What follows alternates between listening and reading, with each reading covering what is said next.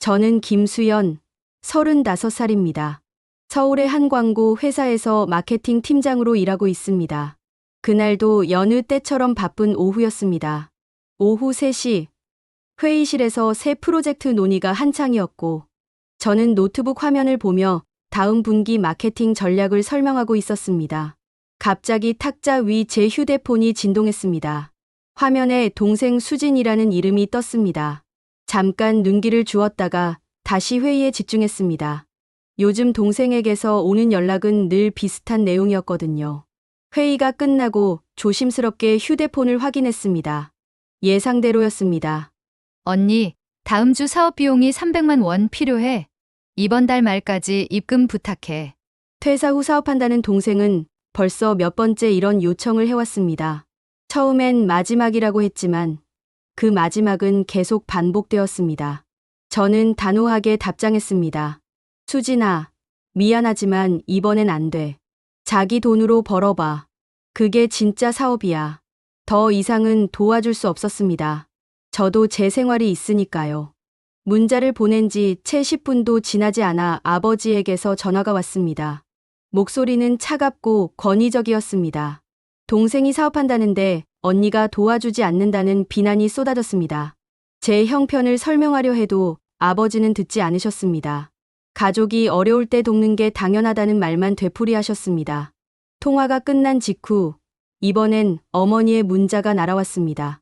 떨리는 손으로 메시지를 열었습니다. 수연아, 이번 주 금요일까지 수진이 통장에 300만 원 보내라. 안 보내면 우리 가족에서 나간 걸로 알겠다. 가족에서 나가라. 그 한 문장이 제 머릿속을 맴돌았습니다. 평생 가족을 위해 살아왔습니다. 대학 등록금이 부족했던 동생을 위해 아르바이트로 번 돈을 보냈고 부모님 생신 때마다 용돈을 챙겼습니다. 그런 제게 돌아온 건 협박이었습니다. 회의실 창밖으로 서울의 저녁 노을이 붉게 물들어갔습니다. 하지만 제 마음은 그 어느 때보다 어둡고 차가웠습니다. 이게 가족이 할 말일까요? 평생 가족을 도왔던 제가 이렇게 협박받다니. 저는 스마트폰을 꽉 쥔 채 깊은 한숨을 내쉬었습니다. 그날 밤, 집으로 돌아온 저는 소파에 앉아 멍하니 어둠 속을 바라보았습니다. 부모님의 문자가 머릿속에서 떠나지 않았습니다. 가족에서 나가라는 말.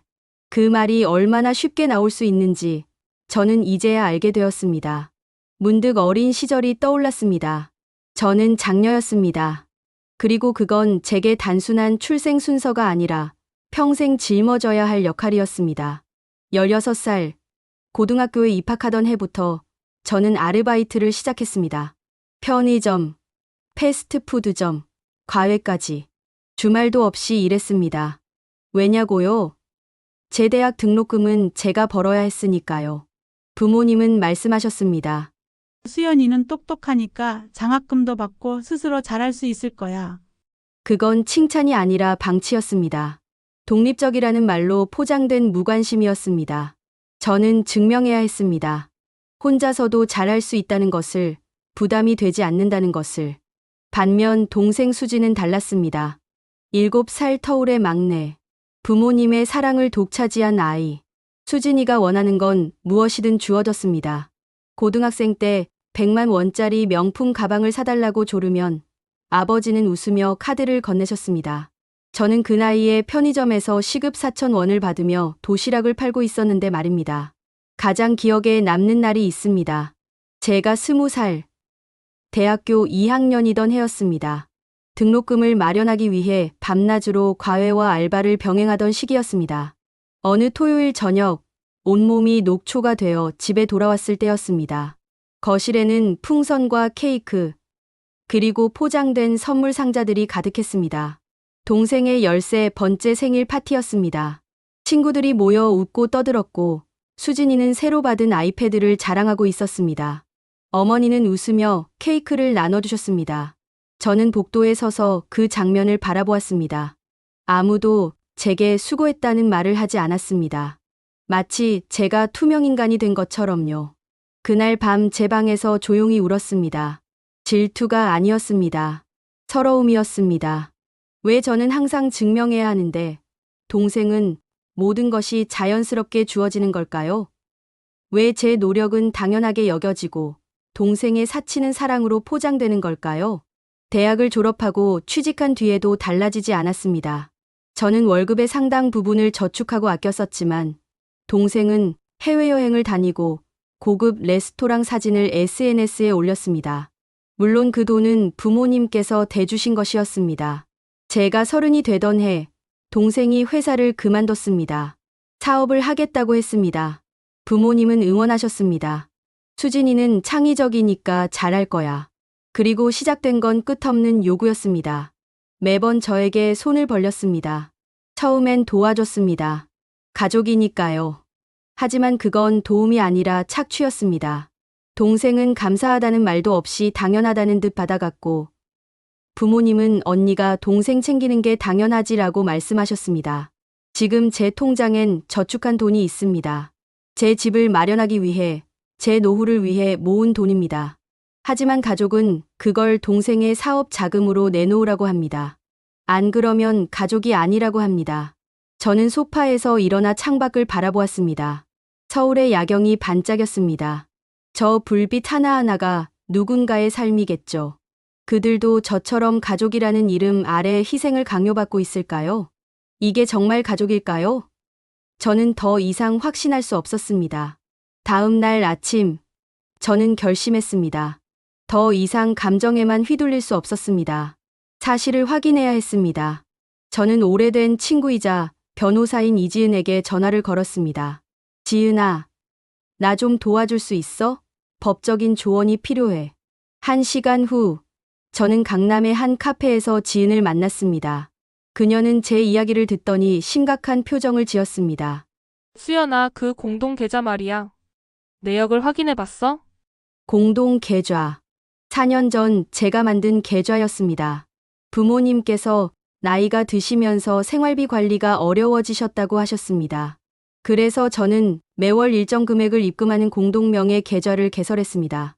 부모님 병원비, 생활비, 긴급한 상황에 쓰라고 만든 계좌였습니다. 당연히 부모님만 사용하실 거라고 믿었습니다. 솔직히 자세히 본 적은 없어. 매달 입금만 했지. 지은은 고개를 저었습니다. 수연아, 지금 당장 은행 가서 전체 내역 뽑아봐. 4년치 전부. 내가 같이 가줄게. 1시간 후, 저희는 은행 창구에 앉아 있었습니다. 행원이 건네준 두꺼운 서류 뭉치를 받아들었을 때 제 손이 떨렸습니다. 지은이 제 어깨를 가볍게 두드렸습니다. 천천히 봐. 내가 옆에 있을게. 첫 페이지를 넘겼습니다. 제 입금 내역이 보였습니다. 매월 50만 원, 때로는 100만 원. 명절이나 부모님 생신 때는 추가로 입금했습니다. 4년간 제가 넣은 돈만 계산해도 3천만 원이 넘었습니다. 그런데 출금 내역이 이상했습니다. 지은아, 이거 봐. 이 금액들. 500만 원, 300만 원, 700만 원. 병원비나 생활비 치고는 너무 큰 금액이었습니다. 그리고 출금처가 적혀 있었습니다. 백화점, 명품 매장, 여행사, 고급 레스토랑. 심지어 대부업체 빚상환 내역도 보였습니다. 지은이 계산기를 두드렸습니다. 수연아, 이거 심각한데. 얼마나? 지난 4년간 총 출금액이 1억 3천만 원이야. 네가 입금한 3천만 원 외에 나머지는 계좌에 원래 있던 내 돈이었을 거야. 집 마련하려고 모아둔 돈 맞지? 제 머릿속이 하얘졌습니다. 1억 3천만 원. 제가 10년 넘게 악착같이 모은 돈이었습니다. 야근 수당, 성과급, 보너스. 한 푼 두 푼 아껴서 모은 돈이었습니다. 제 집을 마련하기 위해, 제 미래를 위해 모은 돈이었습니다. 이 금액들 좀 봐. 지난달에만 800만 원이 나갔어. 여기 명품 매장 500만 원, 여기 호텔 예약 200만 원, 여기 미용실 100만 원. 수연아, 이게 생활비야? 손이 떨려 서류를 제대로 잡을 수가 없었습니다. 지은이 제 손을 잡아주었습니다. 더 있어, 여기 봐. 대부업체 상환 내역이 여러 건 있어. 2천만 원, 1,500만 원. 부모님이 빚이 있으셨던 거야? 저는 몰랐습니다. 부모님이 빚이 있다는 말씀을 한 번도 하지 않으셨습니다. 아니, 저는 물어본 적도 없었습니다. 믿었으니까요. 가족이니까요. 더 충격적인 건 그 다음이었습니다. 최근 6개월 동안의 출금 내역을 보니 동생 수진의 이름으로 된 지출이 즐비했습니다. 동생 통장으로 돈이 나가고 있었습니다. 매번 200만 원에서 500만 원씩 나가고 있었습니다. 이게 뭐야? 동생이 이 계좌를 알고 있었다는 거야? 지은이 고개를 끄덕였습니다. 이 출금 패턴을 보면 부모님이 동생한테 이 계좌 정보를 알려준 것 같아. 아니면 부모님이 직접 동생 사업비를 대주신 거거나. 저는 울컥했습니다. 눈물이 흘러내렸습니다. 카페 안, 다른 사람들의 시선 따위는 신경 쓰이지 않았습니다. 배신감에 가슴이 무너져 내렸습니다. 저는 수천만 원을 도와준다고 믿었습니다. 부모님의 노후를, 건강을, 안정을 위해 기꺼이 내 돈을 내놓았습니다. 하지만 그들은 저를 이용하고 있었습니다. 제 통장을 동생의 사치생활 자금줄로 쓰고 있었습니다. 제 동의도 없이, 제 허락도 없이. 수연아, 이건 명백한 재산권 침해야. 공동명의라고 해도 너한테 알리지 않고 이렇게 큰 금액을 쓴 건 문제가 있어. 법적으로 대응할 수 있어. 지은의 말이 귀에 들어오지 않았습니다. 법적 대응? 제 가족을 상대로요? 하지만 동시에 다른 생각이 들었습니다. 이들이 정말 제 가족일까요? 가족이라는 이름으로 이렇게 저를 속이고 이용하고 배신할 수 있는 걸까요? 지은아, 나 어떻게 해야 해? 일단 계좌부터 정리해. 공동명의 해지하고 남은 돈 있으면 내 계좌로 옮겨. 그리고 부모님께 따지든지 아니면 법적 조치를 취하든지 결정해야 해. 저는 서류를 가방에 넣었습니다. 증거였습니다. 제가 얼마나 철저하게 이용당했는지 보여주는 증거였습니다. 이제 선택해야 했습니다. 가족이라는 이름 아래 계속 당할 것인가, 아니면 제 권리를 찾을 것인가.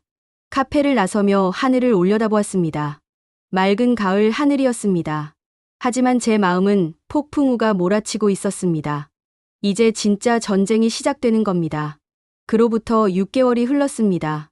계좌를 폐쇄하고 연락을 끊은 후 처음 몇 주는 지옥 같았습니다. 밤마다 악몽을 꿨습니다. 부모님의 실망한 얼굴, 동생의 원망 어린 목소리가 꿈속에서 저를 괴롭혔습니다. 죄책감이 밀려왔습니다. 제가 너무 냉정한 건 아닐까? 가족을 버린 불효자가 된 건 아닐까? 하지만 지은이 말했습니다. 수연아, 네가 버린 게 아니야. 그들이 먼저 널 이용한 거야. 자책하지 마. 저는 그녀의 조언을 받아들여 심리치료를 시작했습니다.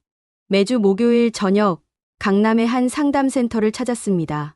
상담사 선생님은 따뜻한 분이었습니다. 제 이야기를 끝까지 들어주셨고 판단하지 않으셨습니다. 수연 씨, 가족이라고 해서 모든 것을 참아야 하는 건 아닙니다. 건강한 관계에는 경계가 필요해요. 당신이 설정한 경계는 생존을 위한 선택이었습니다. 경계. 그 단어가 저에게 큰 위안이 되었습니다. 저는 잘못하지 않았습니다. 단지 제 선을 지킨 것뿐이었습니다. 치료를 받으면서 조금씩 변화가 시작되었습니다. 악몽이 줄어들었습니다. 죄책감 대신 평온함이 자리 잡았습니다. 가족에 대한 분노도 서서히 가라앉았습니다. 분노는 에너지를 소모합니다. 저는 그 에너지를 제 삶을 재건하는 데 쓰기로 했습니다. 3개월쯤 지났을 때 지은에게서 연락이 왔습니다. 수연아, 너희 부모님 소식 들었어? 저는 아무 대답도 하지 않았습니다. 듣고 싶지 않았습니다. 하지만 지은은 계속 말했습니다. 부모님이 파산하셨대. 빚이 너무 많았나 봐. 집도 처분하시고 작은 아파트로 이사하셨다더라. 제 가슴이 철렁했습니다. 그래도 부모님인데. 하지만 동시에 다른 생각이 들었습니다. 제가 계속 돈을 댔다면 어땠을까요? 그 빚은 계속 불어났을 것이고 결국 저까지 함께 무너졌을 겁니다. 저는 제 선택이 옳았다고 다시 한번 확신했습니다. 그리고 수진이 내 동생 말이야. 편의점에서 알바 시작했대. 인플루언서는 접은 것 같더라. 의외였습니다. 동생이 일을 한다니. 평생 손 하나 까딱하지 않던 동생이 스스로 돈을 벌기 시작했다는 게 믿기지 않았습니다. 하지만 어쩌면 그게 동생에게 필요한 변화였을지도 모릅니다. 제가 계속 도왔다면 동생은 평생 기생하며 살았을 겁니다. 저는 묻지 않았습니다. 그들이 어떻게 지내는지, 힘들지는 않은지. 그건 이제 제 몫이 아니었습니다. 각자의 인생은 각자가 책임져야 합니다. 요즘 제 일상은 평온합니다. 아침에 일어나 커피를 내리고 출근길에 좋아하는 음악을 듣습니다. 퇴근 후엔 요가 수업을 듣거나 친구들을 만납니다. 주말에는 혼자 전시회를 가거나 책을 읽습니다. 평범한 일상이지만 제게는 너무나 소중합니다. 무엇보다 제 통장 잔고가 조금씩 늘어가고 있습니다. 아무도 빼앗아 가지 않습니다. 아무도 요구하지 않습니다. 제가 번 돈은 온전히 제 것입니다. 2년 후면 제 이름으로 된 작은 집을 마련할 수 있을 것 같습니다. 제 공간, 제 안식처. 상상만 해도 가슴이 뜁니다. 지난주였습니다. 회사 후배가 고민 상담을 요청했습니다. 가족이 계속 돈을 요구한다는 내용이었습니다. 저는 제 경험을 나눠주었습니다. 가족이라도 무조건적인 의무는 없어요. 당신의 삶도 소중하니까요. 사랑에는 가격표가 붙어선 안 돼요. 돈을 요구하는 건 사랑이 아니에요. 후배는 눈물을 글썽이며 고맙다고 했습니다. 제 이야기가 누군가에게 도움이 된다는 게 신기했습니다. 제 고통이 헛되지 않았다는 생각이 들었습니다. 어제 저녁 집 창가에 앉아 노을을 바라보았습니다. 붉게 물든 하늘이 아름다웠습니다. 문득 6개월 전 그날이 떠올랐습니다. 회의실에서 받았던 그 문자. 가족에서 나가라는 협박. 그때는 세상이 무너지는 것 같았습니다. 하지만 지금 생각해보면 그게 제게 준 선물이었을지도 모릅니다. 그 협박이 없었다면 저는 평생 그들의 ATM으로 살았을 겁니다. 그 문자 덕분에 저는 자유로워졌습니다. 가족을 잃었을까요? 아닙니다. 저는 가족이라는 환상을 잃었을 뿐입니다. 진짜 가족이었다면 저를 이렇게 이용하지 않았을 겁니다. 저는 가족이 아니라 착취 관계에서 벗어난 것입니다. 이제 저는 압니다. 자기 보호가 곧 생존이라는 것을. 선을 긋는 게 이기심이 아니라 자존감이라는 것을. 가족이라는 이름 뒤에 숨어서 누군가를 착취하는 건 사랑이 아니라 폭력이라는 것을. 저는 김수연입니다. 35살, 마케팅 팀장. 그리고 이제는 제 인생의 주인입니다. 당신도 혹시 비슷한 상황에 처해 계신가요?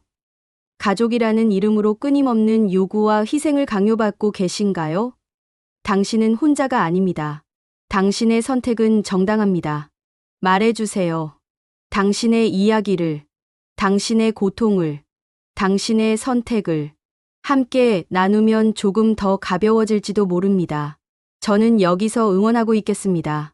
당신이 당신의 삶을 되찾기를, 당신이 당신을 지키기를. 우리는 살아남았습니다. 그리고 계속 살아갈 것입니다.